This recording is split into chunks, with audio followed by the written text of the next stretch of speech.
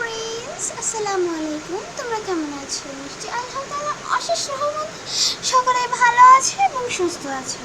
আজ আমরা পড়ব বাথরুম থেকে বের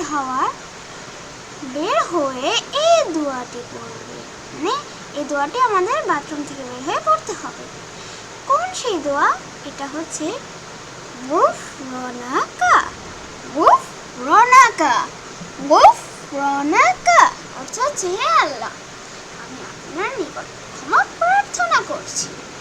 অবশ্যই তোমরা বাথরুম থেকে বের হওয়ার সময় এই দোয়াটি পড়ে নেবে, গুফরানাকা।